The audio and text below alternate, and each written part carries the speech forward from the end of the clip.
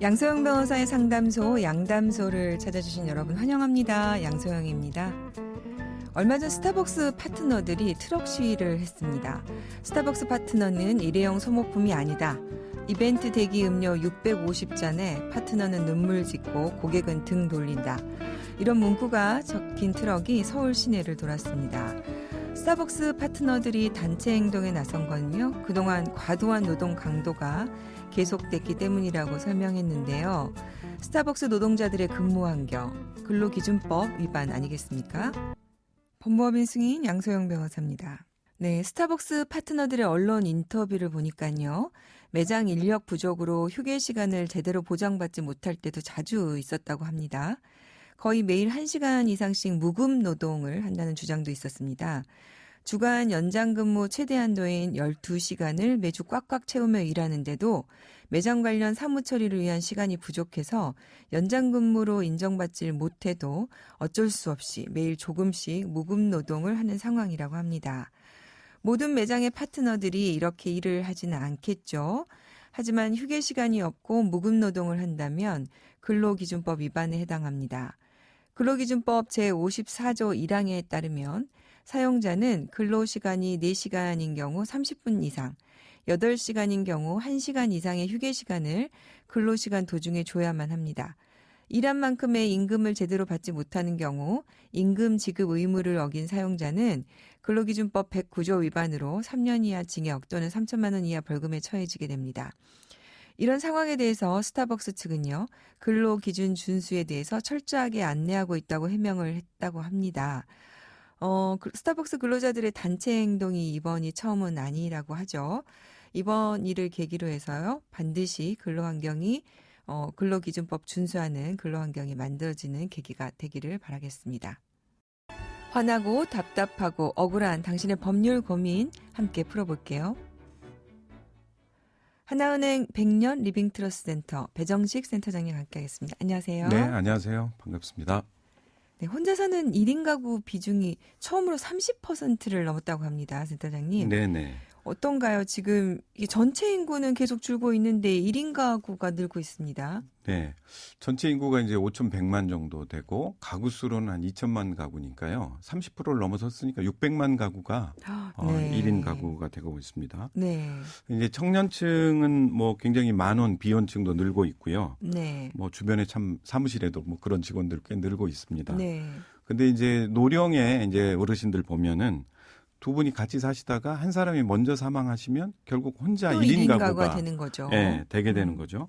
결국 이제 혼자의 삶을 걱정해야 되는 그런 모습으로 사회 구조가 네. 뭐 결국 바뀌어가고 있다 이렇게 보여집니다. 저도 사실은 이제 상속 관련 상담하면은 1인 가구이신 분들이 고민이 네. 많으셔서 오시더라고요. 네네. 오늘 또 사연 준비됐는데요. 사연 듣고 자세한 얘기 나눠보겠습니다. 네. 저는 평생 안 해본 일 없이 억척스럽게 살아왔습니다. 고생 끝에 낙이 온다고 남편과 둘이 밤낮 없이 일한 덕분에 남들이 부러워할 만큼 자산가가 되었습니다. 다만 아쉬움이 있다면 자식이 없었죠. 그럼에도 남편과 사이가 좋아 행복한 결혼 생활을 했는데 남편도 10년 전 먼저 세상을 떠났습니다. 남편이 떠난 후엔 홀로 생활하고 있습니다. 그런데 늙고 약해지다 보니 자꾸 제 생활에 문제가 생깁니다. 얼마 전에 갑자기 정신을 잃었는데 깨어나 보니 병원이었습니다. 예금 만기가 되어 은행에 방문하기로 했는데 한 번도 약속을 어긴 적 없는 제가 은행에 나타나지도 않고 전화를 받지도 않자 은행 직원이 경찰에 신고를 했나 봅니다. 경찰이 도착하니 식탁 밑에 제가 쓰러져 있었다고 합니다. 저는 주변에 친인척도 없어 도와줄 사람이 없었습니다. 그렇다고 아무에게나 큰 재산을 맡길 수도 없고 대신 일을 봐주다가 재산이 탕진이 되지 않을까 염려도 됩니다. 평소 카드도 없이 살아온 터라 아프거나 치매가 온다면 믿을 만한 사람으로 제 역할을 대신할 사람이 있었으면 좋겠는데 그럴 사람이 있을까요? 저도 얼마 전에 상담을 했는데 이제 혼자 사시는 분이 쓰러지셨는데 이제 병원에서 보호자를 데리고 와야지 시술을 해준다고 하더라는 거예요. 네네. 근데 이제 평소에 연락도 안 하던 먼 친인척 형제들을 꼭 내가 연락을 해야 되느냐 이러면서 참 여러 가지 고민이 많다고 하시던데요. 이렇게 아프거나 문제 생겼을 때 도와줄 사람이 없다는 거 이게 가장 큰 문제점일 것 같습니다. 네, 그렇습니다. 이제 사례자분의 경우에도 이제 은행 직원의 도움으로 이제 발견이 됐으니 그나마 좀 다행이었지. 그렇죠. 그렇지 않았으면 정말 골든타임을 놓쳤다든지 그러면 정말 큰일 날 맞아요. 일이었죠. 네. 예. 갑자기 제가 우리 라디오에서도 한번 소개를 했는데 그 김치 냉장고에 붙어있던 현금 뭉치가 있었던 분 생각이 나네요. 참 네. 안타까웠는데요. 네. 그 사례자의 경우에도 지금 가까운 친척도 없다고 하시고 평소 카드도 없이 살았다면 인터넷 뱅킹 같은 수단도 또 사용을 잘 못하실 것 같은데요. 네. 그래도 은행이 그동안에는 잘 편의를 봐줬나 봅니다. 네, 이제 고령자분들 같은 경우는 이제 주기적으로 이렇게 오시는 분들이 있다 보니까 이런 네. 이제 발견을 하게 된 경우인데요. 사실 이제 그렇다고 이런 조치를 취해드릴 수 있는 것은 좀 한계가 있을 것 같습니다. 이제 건강은 계속 안 좋아지고 네. 뭐 생활비나 병원비 이런 것들은 이제 직접 본인이 쓰셔야 되는데 인터넷 뱅킹도 안 되시니까 창구에 나오셔서 하셔야 되는데 그때마다 뭐 모든 문제를 금융기관이 해드릴 수 있는 것은 한계가 네. 분명히 있을 겁니다. 그래서 오늘 상담이 굉장히 중요한 것 같습니다. 네. 지금 아마 이제 우리 아까 30%라고 얘기를 했으니까요. 네. 특히 고령의 1인 가구 분들. 네, 네. 자, 어떻게 준비를 하면 좋을까요? 네, 참 준비하실 게 많습니다. 예. 뭐 사례자분 같은 경우는 가장 먼저 건강할 때 후견인을 좀 정해 놓으실 필요가 있습니다. 네. 예. 본인이 원하는 사람을 정해 놓는 걸 뭐 임의 후견인이라고 하는데요. 네. 그 준비로부터 본인의 노후를 이제 관리하는 걸 시작하실 수 있을 것 같습니다. 네.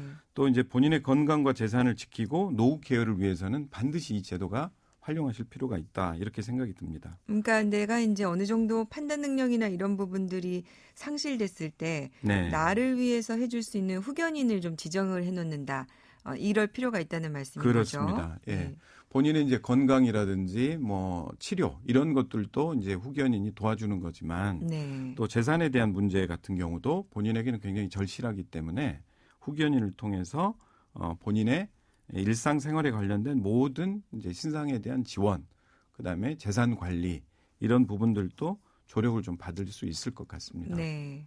그러니까 이제 임의 후견은 이제 법원에다가 이렇게 등기를 하는 건데요. 네. 당사자가 이제 뭐 어떤 방식을 통해서 선임을 할 수 있을까요? 네, 이제 본인이 아마 그래도 후견인이 됐으면 좋겠다라고 생각하는 분이 계실 겁니다. 네. 그래서 이제 그분과 전문가의 좀 도움을 받아서 후견 계약을 먼저 하시고요. 네. 또 그렇다고 후견 계약이 됐다 그래서 바로 후견인의 효력이 생기는 것은 아닙니다. 네. 나중에 이제 치매라든지 정말 후견인의 필요한 시점이 되면 법원의 이제 판결을 통해서 후견 감독인이 선임이 네. 되어야만 후견인의 역할이 시작이 되는 겁니다. 그러니까 이제 우리 사례자분이 걱정하신 것처럼 다른 사람이 대신 일을 봐주다가 재산을 탕진할까 걱정하셨는데 네네. 지금 법원에서 그러면 그 후견인에 대해서 또 감독인을 선임한다는 그렇습니다. 거군요. 이제 예. 변호사나 뭐 법무사 이런 이제 전문가분들의 네. 후견 감독인이 선임이 됨으로써 또 후견인이 하는 일에 대해서 관리 감독을 할 수가 있는 거죠. 네. 그래서 이제 사례자분 같은 경우는 뭐 또 개인을 선임을 한 게 또 불안하다. 그렇죠. 예, 그렇다면은 임의 후견인으로 개인보다는 또 뭐 전문적으로 하는 후견 법인들이 또 있습니다. 네. 그래서 후견 법인을 선정하는 것도 좀 대안이 될 수 있을 것 같습니다. 사실 이제 그 성년 후견 제도와 관련해서 저도 관심을 갖는데 이제 그 제도가 먼저 많이 정착이 된 일본 같은 경우에도 후견인의 재산 범죄가 많이 생기고 있어서 네네. 거기에 대해서 이제 문제점을 많이 얘기를 하고 그런 감독 제도를 더 강화해야 된다 이런 부분을 저도 기사에서 본 적이 있었는데요. 네. 그래서 지금 뭐 법인이라고 해도 완벽한 건 아닐 것 같아요. 그렇습니다. 일본 네. 같은 경우도 이제 그 법인의 대표분이 자금을 유용하는 사고가 그러니까요. 또 터져서 뭔가 보강하는 방법이 필요하다 이렇게 시작이 된 건데요. 네. 결국 이제 신상에 대한 부분은 후견인이 하고 또 일정 금액 이상인 경우에는 신탁 제도를 통해서 네. 안전하게 관리하라. 그렇게 일본도 지금 이제 권유를 하고 있습니다. 아, 그럼 두 가지를 이렇게 결합하면 좋다는 말씀이네요. 그렇습니다. 임의후견 제도와 내가 원하는 사람에게 후견인을 맡기는 임의후견 제도와 네. 또 내가 원하는 대로 재산 관리를 할 수 있는 신탁 제도 결합을 통해서 보다 더 좀 안전한 노후 관리를 좀 할 수 있지 않을까 생각이 듭니다. 저는 이제 신탁제도에 대해서 저도 그 관심을 가진 지가 좀 얼마 이제 좀 됐는데요. 네네. 그 가장 그 필요한 부분이 바로 이렇게 고령의 1인 가구들이 나의 노후를 사실 저도 포함되죠. 뭐 저도 그렇게 되지 않은 보장이 없잖아요. 그럴 경우에는 참 강력한 도움이 될 수 있겠다. 네네. 이게 좀 활성화돼야 될 필요가 있겠다 그런 생각이 들더라고요. 네, 그렇습니다.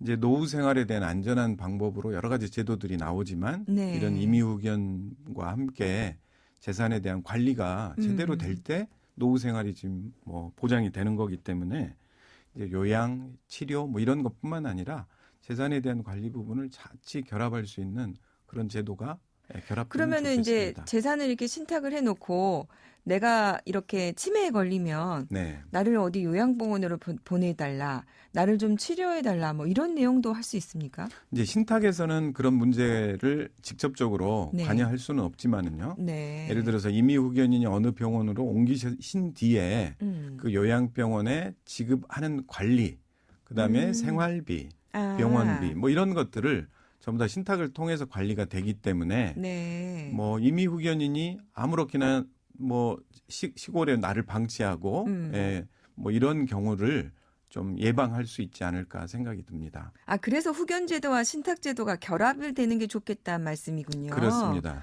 네. 그러면은 이제 그런 집행은 후견인이 하는데 네. 어쨌든 재산과 관련해서는 신탁 금융기관이 그걸 관리할 수 있게 그렇죠. 하면은 좀 더 안전할 것이다. 네, 이런 네. 말씀이군요. 네. 네. 오늘 그 센터장님이 상담해 주신 내용 많은 분들이 관심을 가질 것 같습니다. 오늘도 도움 말씀 감사합니다. 네, 감사합니다. 양소영 변호사의 상담소 양담소는 내일 또 문을 엽니다. 끝곡 비틀즈의 Come Together 들려드릴게요. 양소영이었습니다.